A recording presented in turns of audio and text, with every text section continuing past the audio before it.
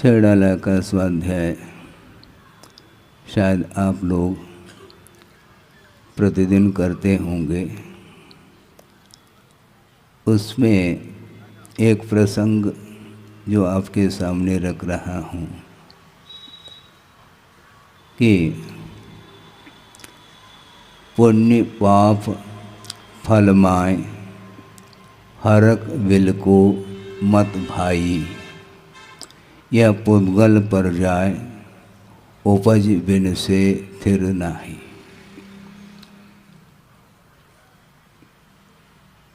ये पुद्गल का परिणमन है।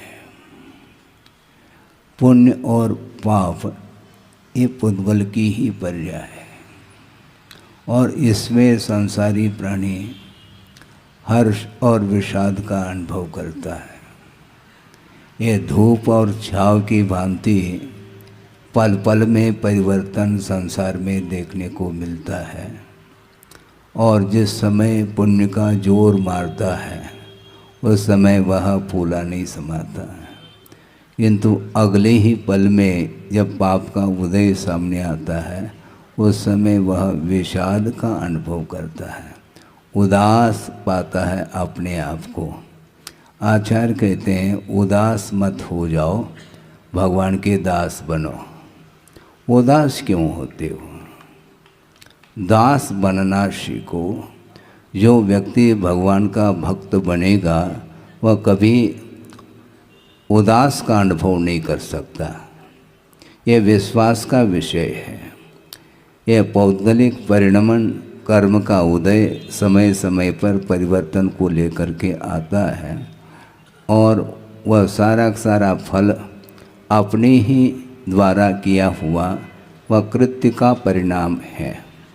रिजल्ट सामने आता है तो इतिहास भी सामने आता है। इतिहास के बिना वह परिणाम आता नहीं है। न जाने अतीत भाव में कितने बार इस संसारी प्राणी ने भिन्न भिन्न प्रसंगों पर भिन्न भिन्न परिणाम किए हैं और उसका फल पाने के लिए उसे विभिन्न गतियों में जाना पड़ता है। जाना कोई नहीं चाहता, किंतु जाना तो पड़ेगा, क्योंकि कृत्य किया है तो फल तो भोगना ही पड़ता है। कर्म कोई अन्य व्यक्ति करे और उसका फल कोई दूसरा पाए, ऐसा होता नहीं है। इसलिए करते समय होश हवास के साथ कार्य करना चाहिए।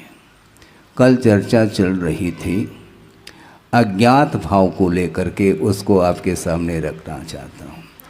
आमतौर से अज्ञात का अर्थ ये जानने में आता है कि मुझे ज्ञात नहीं जिसका नाम अज्ञात, जबकि यह लक्षण अज्ञात का नहीं है। आगमकारों ने अज्ञात का जो स्वरूप बताया वह विचित्र स्वरूप सामने आता है। अज्ञात का अर्थ मुझे ज्ञात ने ऐसा अर्थ नहीं, किंतु उन्मत्तता के कारण, प्रमाद के कारण, बिना सोच विचार किए जो प्रवृत्ति की जाती है उसका नाम अज्ञात कहा है। संसारी प्राणी विषयों में जब डूबता है उस समय उसको होश हवास नहीं रहता, इसको बोलते हैं अज्ञात। जब राग सामने दिखाई पड़ता है तो वह झूम जाता है, जबकि वीतरागी प्रतिमा के सामने उसको झूमना चाहिए। वीतराग मुद्रा का जब दर्शन करता है, जो आस्थावान व्यक्ति होता है उसका मन वहाँ से हटता नहीं। और आप लोग बोलते हैं भक्तामर में भी क्या पढ़ते हैं?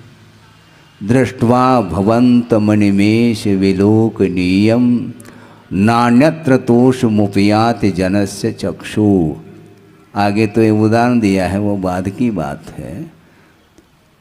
अनिमेषम भवंतम दृष्ट्वा, हे भगवान आप अपलक देखने योग्य हैं और आपको देख करके अब मेरी आंखें अन्य वस्तुओं में संतोष का अनुभव नहीं करती। ये कहना है, किंतु प्रैक्टिकली लाइफ में देखेंगे तो बहुत कठिनाई महसूस होती है।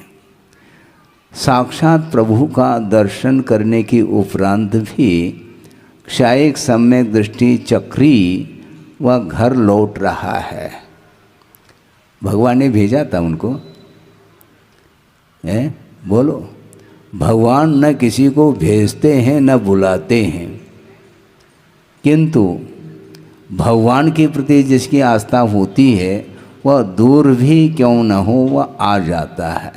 और सभा में भी काफ़ी दूर दूर से आए हैं, उनके लिए भी हमारा संकेत यही है।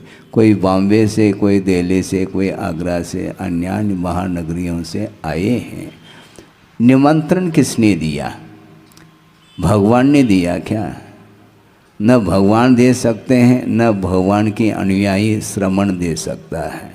इसके उपरांत भी जिसकी रुचि धर्म के प्रति होती है वह कितने ही वह दूर क्यों न हो, वह पुरुषार्थ करके एक बार धर्म श्रवण करने का अथवा दर्शन करने का भाव उसके अंदर आता है। तो मैं ये कह रहा हूँ, कौन भेज रहा है चक्री को? दृष्ट्वा भवंतम अन्वेषणीयम। अन्वेष देखने योग्य प्रभु का दर्शन करने के बाद भी वह घर का आकर्षण क्यों नहीं छूट रहा है? बहुत बड़ा प्रश्न है ये। लगता ऐसा है कि प्रभु से भी कोई प्रभावक वस्तु है जिसके पास वह लौट करके जा रहा है। ये विडंबना है। इसी को बोलते मोह कर्म का जबरदस्त प्रभाव रहता है। जब तक प्रभु के चरणों में रहता है तब तक वह पूजन अर्चन का भाव रखता है।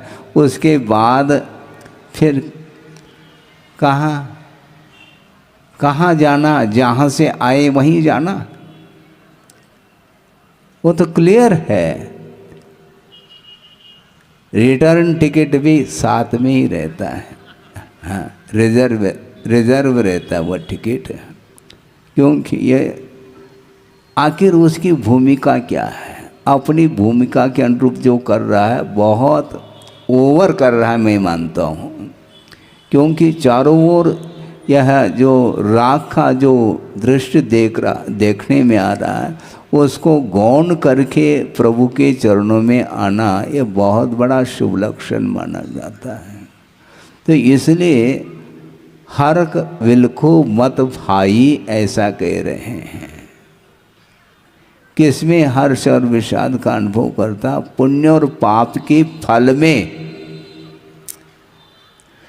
पुण्य करता है तो समय पर उसका उदय आता है, वही फल माना जाता है, और उस फल को देख करके वह हर्षित हो जाता है और उसके फल को भोगने का भाव रखता है।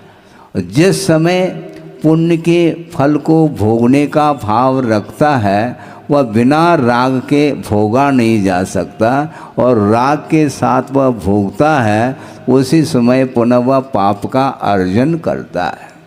हाँ, पुण्य मोक्ष मार्ग में बाधक नहीं, किंतु जो पुण्य का फल है उसको चाव से जो भोग रहा है उसके माध्यम से पाप का अर्जन होता है, तो निश्चित रूप से उसकी गाड़ी रिवर्स हो जाती है। सोचो, विचार करो, गाड़ी रिवर्स कौन ले जा रहा है? वो स्वयं। गाड़ी उसकी स्वयं की है, स्वयं ड्राइविंग कर रहा है, और वह रिवर्स भी वही ले जाता है। आज्ञा किसकी है रिवर्स लेने के लिए? न भगवान की है न और किसी की है, स्वयं की ही आज्ञा है। स्वयं की ही भाव हो जाते हैं लौटने का। लौटते क्यों हो? लौट करके पुनः उसी स्थान पर जाना जिस स्थान से आए हैं। तो वहाँ पर ऐसी कौन सी वस्तु है जो आकर्षक है, जो प्रभु से भी आकर्षक हो? ऐसा लगता है। यदि नहीं है तो लौट क्यों रहें आप? हैं? कब हो न निज घर आयो, ये पंक्ति तो बोलते हैं, किंतु निज घर अर्थात जहाँ से आए वहीं पर जाता है। ये वस्तुतः ये अनादिकालीन संस्कार मोहजन्य होने के कारण यह बार बार पुनरावृत्ति हो रही है। इस पुनरावृत्ति को रोकने के लिए ही धर्म का सहारा लिया जाता है। मात्र धन का जो सहारा लेता है वह धर्म से दूर हो जाता है, किंतु धन के सहारा लेते हुए भी यदि धर्म को प्रमुख मानता है तो वह धार्मिक क्षेत्र में भी उस वित्त का सदुपयोग करता है, जैसा आपके सामने एक सज्जन ने किया। हाँ,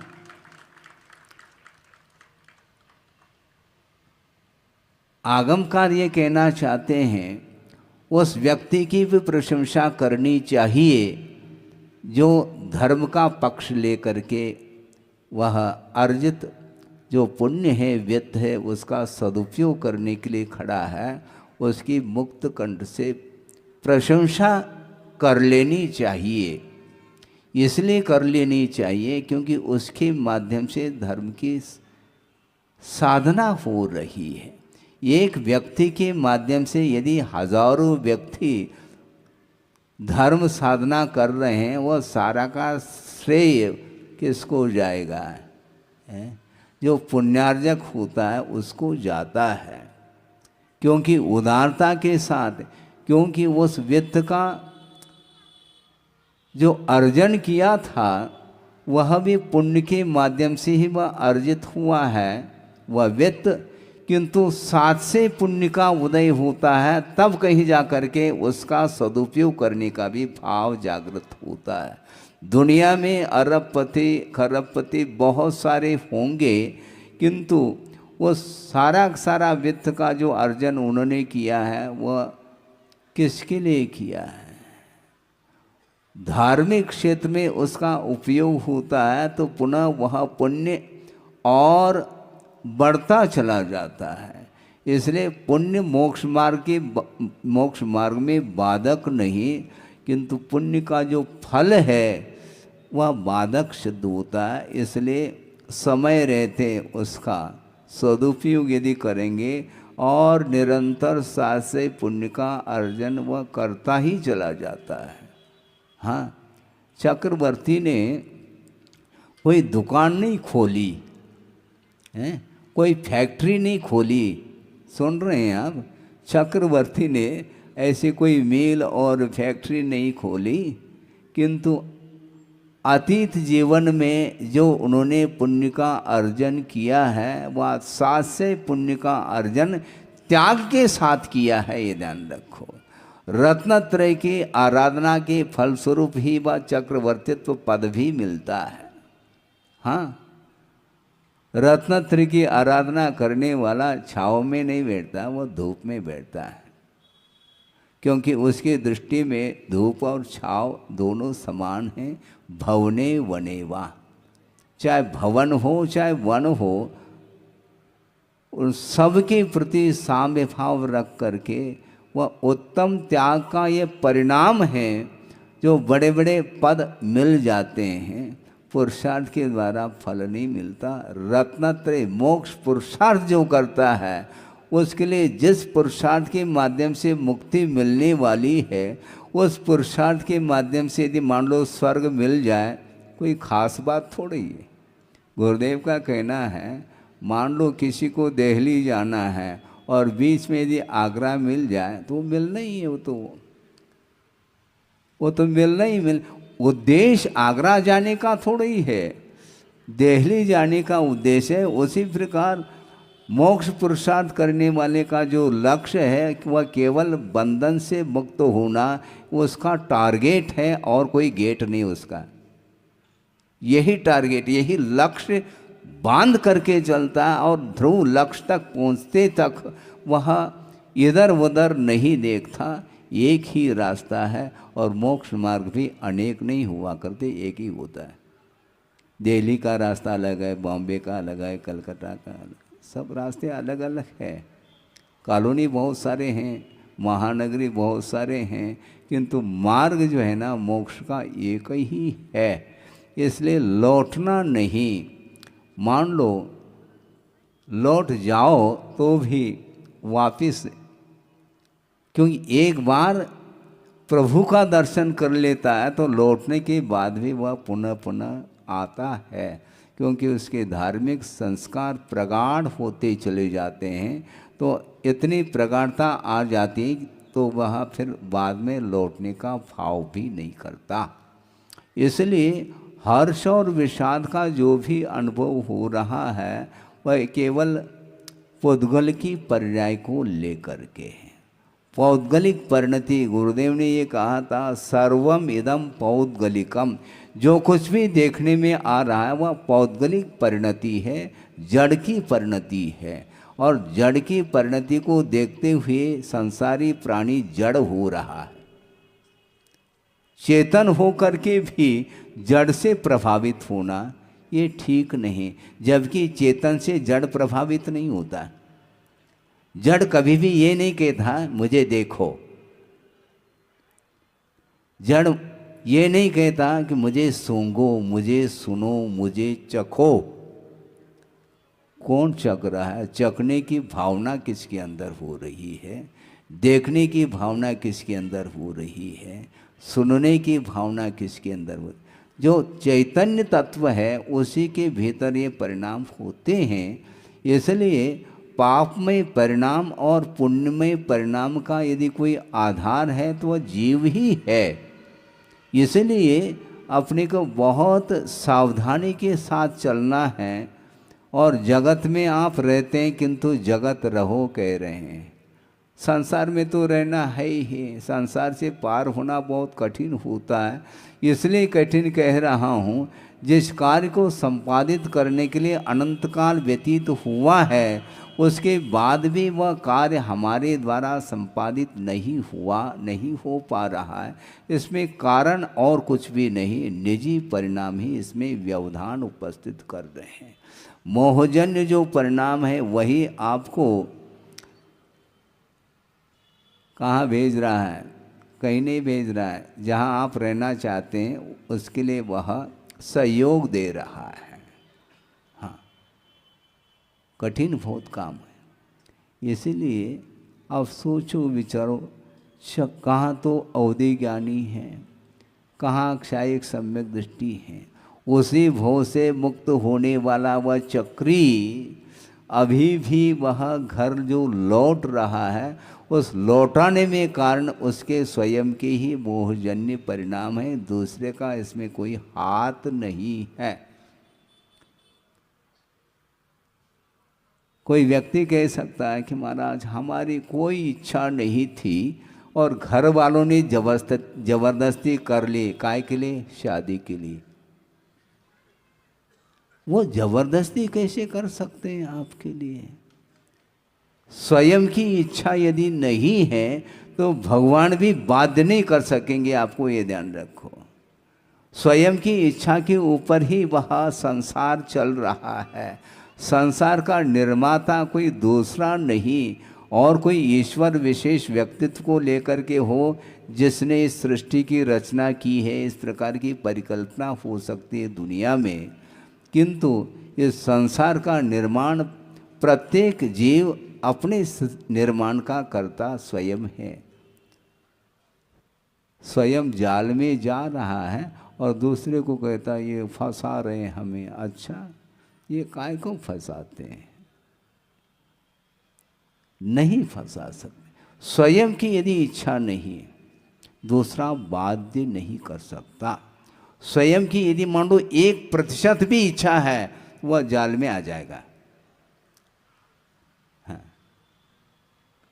आप कितने भी डेकोरेट कर लो, उसकी इच्छा नहीं मान लो तो सामने से निकल जाता है, उस दुकान की ओर देखता नहीं है। अभी शहर में ही चातुर्मास हो रहा था लाडगंज में, और जब मंदिर की ओर चले जाते हैं तो वहाँ पर दोनों ओर खोवा मंडी है। लेकिन सारे के सारे खोवा खरीद रहे हैं ऐसा थोड़ी, जिसको खरीदना है वह खरीदता है, बाकी चले जा रहे हैं।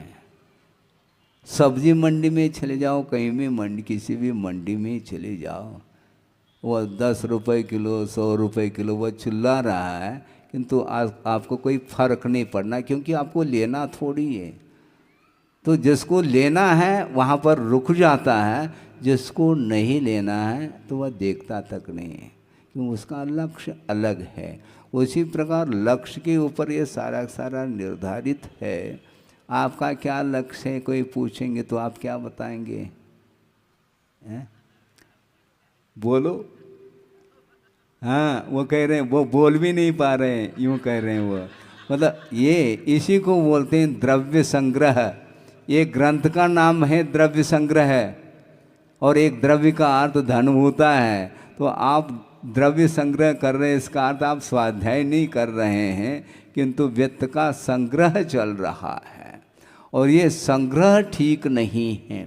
और पशु गति में, तिर्यंच गति में संग्रह वृत्ति नहीं रहती।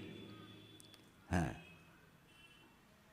पेट भर गया पर्याप्त, पेटी भरने का भाव उसके अंदर नहीं आता। किसके अंदर आता है? दुकान को कौन खोल रहा है? उसका ना कोई दुकान है, ना मकान है, जमीन है, जायदाद कुछ भी नहीं है। पुण्य के उदय में यदि मान लो घास फूस मिल जाता है, फल आदि मिल जाते हैं, वो पक्षी पशु आदि खा लेते हैं, बस हो गए। नहीं मिलता है तो भगवान भरोसे पर उसका जीवन चलता है। बहुत विचित्र दशा है। मनुष्य के लिए सब कुछ प्रबंध है, और प्रबंध कारिणी कमेटी भी उसी की है। पशु में कोई प्रबंध कारिणी कमेटी हमने नहीं सुनी। आपने सुनी है क्या? है ही नहीं कोई कमेटी उसकी। और प्रबंध इसको चाहिए मानव के लिए। इसके बाद भी वह कमी महसूस करता है, और आवश्यकताएं उसकी बढ़ती बढ़ती चली जाती है। जबकि पशुओं के लिए न पशु के लिए कोर्ट कचहरी है, न पशु के लिए कोई बैंक है, पशु के लिए न कोई स्कूल कॉलेज है, कोई यूनिवर्सिटी, कोई सिटी नहीं। न वह सिटी में रहते हैं, न यूनिवर्सिटी में, वह जंगल में ही विचरण करते रहते हैं। इसके बाद भी परिणाम विचित्र ढंग के होते हैं। एक मनुष्य पर्याय को प्राप्त करके भी वह अधोगति का पात्र हो रहा है, और एक पशु तिर्यंच होकर के भी वह ऊर्ध्वगति का पात्र हो सकता है, होता है। पशु सारे सारे अधोगति के पात्र होते हैं, ऐसा तो है नहीं। कहीं पढ़ा तो नहीं आपने? आगम में ये उल्लेख है, वह पशु होकर के भी वह आत्मकल्याण का भाव रखता है, और सम्यक दर्शन को भी प्राप्त कर लेता है। धर्म श्रवण के माध्यम से वह धर्म श्रवण करके सम्यक को उत्पन्न करता है। उसके अंदर सच्चे देवगुरु शास्त्र के प्रति श्रद्धा का भाव जागृत होता है, और उसके फलस्वरूप वह देव आयु का बंद करके स्वर्ग में चला जाता है। और इधर मनुष्य पर्याय को प्राप्त करके भी यदि अत्यासक्ति के साथ अवसान को प्राप्त होता है, तो वह अधोगति का पात्र होता है, ऐसा कहा है। इसलिए अब सोचो, विनाश और विकास किसके ऊपर निर्धारित है? अपने ही परिणाम के ऊपर निर्धारित है। सोचो, विचार करो। समंतभद्र स्वामी ने किसी मानव का दृष्टांत नहीं दिया। पूजा के क्षेत्र में किसका उदाहरण पढ़ने को मिलता है?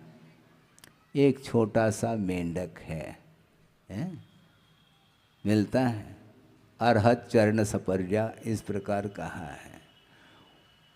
सोचो, समोचरण के दर्शन के लिए सारे लोग पूजन सामग्री लेकर के जा रहे हैं पूजन अर्चन करने के लिए, और वह सैनिक भी हाथी पर सवार हुआ है, और वो भी जा रहा है। और वह छोटा सा वह मेंढक, वो क्या किया उसने? एकेन कुसुमेन राजगृहे, एक फूल की पंखुड़ी को वह अपने मुख में दबा करके वह जा रहा है प्रभु के दर्शन के लिए। और बीच में ऐसा संयोग मिल जाता है, अतीत का जैसा भी कर्म का योग हो, और उसी श्रेणी के हाथी के नीचे वह अवसान को प्राप्त होता है। लेकिन श्रेणिक अभी समोसरण में प्रवेश नहीं पाया, उसके पहले वह स्वर्ग से उतर करके प्रभु के चरणों में उपस्थित हुआ है। अग्रिम पंक्ति में है वो, हाँ। और श्रेणिक जा कर के प्रभु का दर्शन कर लेता है और उस ओर दृष्टि जाती है। सारे सारे मुकुट को पहने हुए देव हैं, किंतु एक ऐसा कौन सा देव है जिसके मुकुट में मेंढक का चिन्ह क्यों है? ये इतिहास बता रहा है। पूछा प्रभु, इसके मुकुट में मेंढक का चिन्ह क्यों? सुनो इतिहास, ये इतिहास साक्षी है। पूजन के भाव को लेकर के वह एक छोटा सा प्राणी मेंढक और श्रद्धा के साथ आ रहा था, और बीच में उसका अवसान हुआ, और पूजा के परिणाम के कारण वह स्वर्ग में पहुंच गया 2 समय के अंदर, और वह आया है। और उपास्या पर उसका जन्म होता है। जन्म होते अवधिज्ञान भी होता है, कहाँ से मैं आया हूँ, क्या सारा सारा उसका इतिहास सामने आता है। तो तुरंत वह प्रभु दर्शन के लिए चला जाता है। विकास किसके द्वारा हो रहा है? आप अनाउंस करते रहो, हाँ।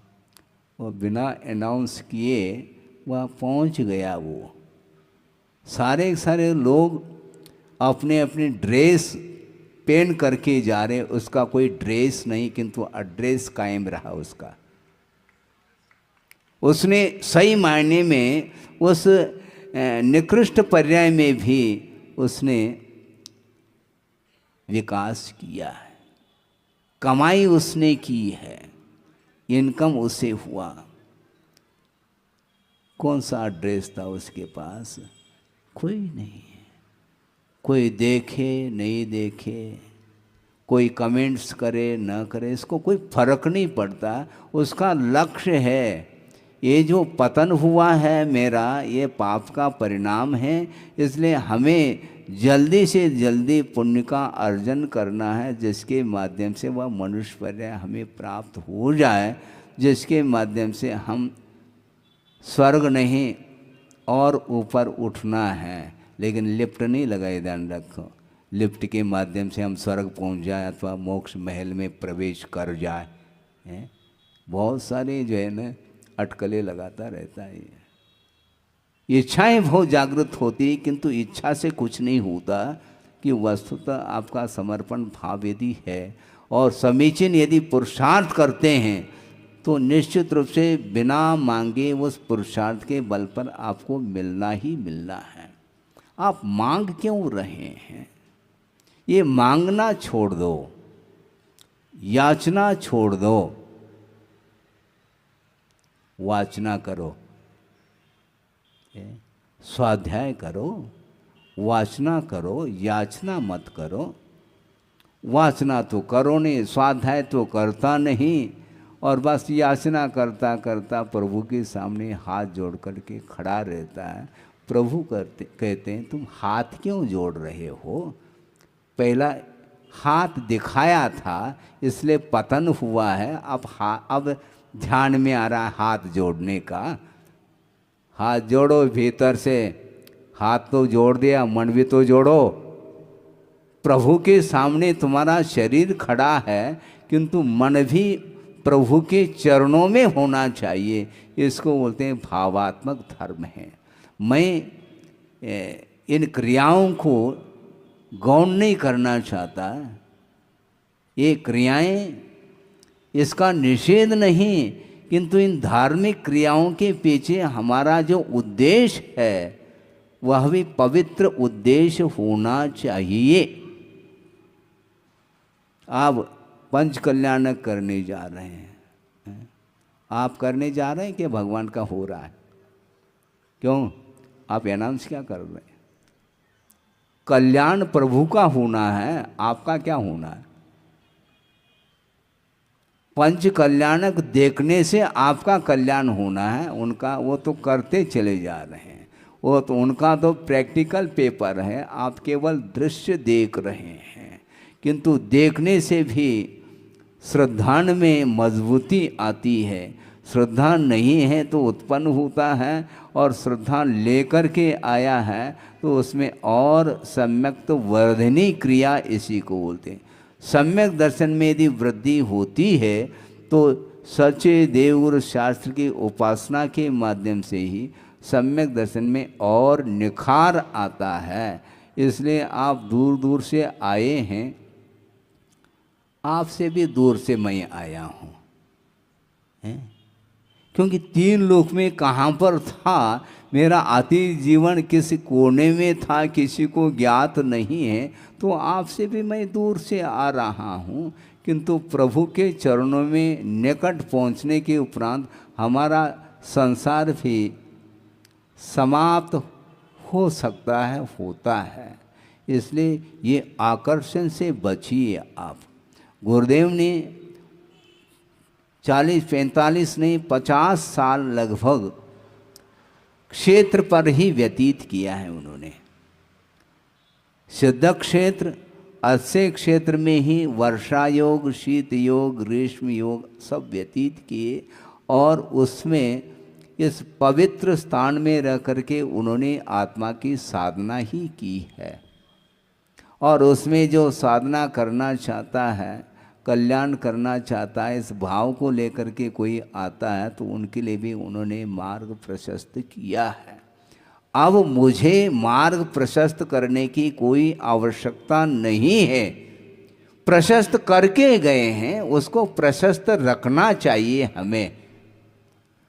हमारे परिणामों के माध्यम से वह मार्ग अब प्रशस्त ना हो, इस प्रकार सावधानी के साथ हमें मार्ग पर चलना है। और जो चलना चाहता है उसके लिए मार्ग के आगम के अनुरूप ही उसको संबोधित करने की आज्ञा है। हाँ, आउटलाइन नहीं, बाईपास नहीं, बाईपास में तो बाईपास होता है।